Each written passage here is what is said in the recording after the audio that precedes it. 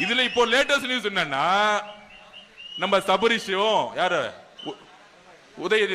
மு.க. ஸ்டாலினுடைய மருமகனும் உதயநிதி சாரும் மு.க. ஸ்டாலின் சாரும் தலித் சகோதரர்களே இந்த உண்மையை புரிஞ்சுக்கோங்க.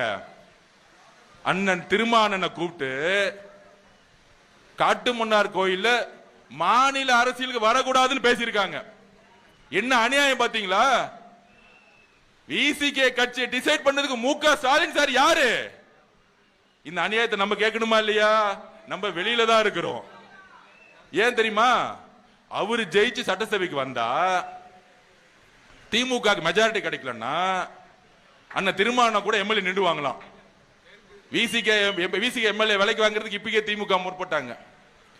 நேத்து 2 நாளா இந்த வேலை ஓடிட்டு இருக்கு. நீங்க மாநில அரசுக்கு வரக்கூடாது, நீங்க டிவிக்கு நீங்க வந்து காட்டுமன்னார் கோயில் நிக்கிறத வாபஸ் பண்ணுங்க. இது யார் சொல்றது? மு.க. ஸ்டாலின் சார் சொல்லிட்டு இருக்காரு. இது யார் சொல்றது? திரு சபரீஷ் சார் கூப்பிட்டு சொல்லிட்டு இருக்காரு. இது யார் சொல்றது? உதயநிதி சார் சொல்லிட்டு இருக்காரு. ஏன் தெரியுமா? அவர் மேல நமக்கு எந்த விமர்சனம் இல்ல. ஒரு நல்ல ஆளுமே, ஒரு நல்ல அறிவாளி திருமான். ஆனா சட்டசபைக்கு வந்தா என்ன ஆயிடும்?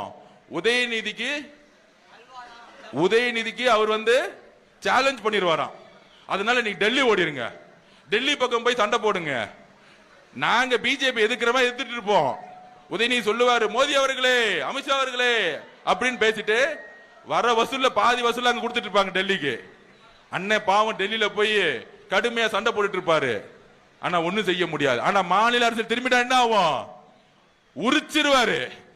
கருத்து என்னுடைய நோக்கத்தை கொச்சைப்படுத்துகிற காரணத்தினால் நான் முன்வைத்த காலை பின்வைக்கவில்லை. இதை ஒரு உத்தியாக பார்க்கிறேன். என் நிலைப்பாட்டை தள்ளி வைக்கிறேன், என் உத்தியை மாற்றி அமைக்கிறேன். I just change my strategy, அவ்வளவுதான்.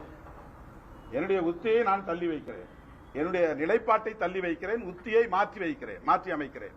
எனவே நான் போட்டியிடுவதாக அறிவிக்கப்பட்ட காட்டுமன்னார் கோவில் தொகுதியில் மறைந்த தலைவர் ஐயா இளைய பெருமாள் அவர்களின் இளைய மகன் ஜோதிமணி அவர்கள் வேட்பாளராக போட்டியிடுவார்.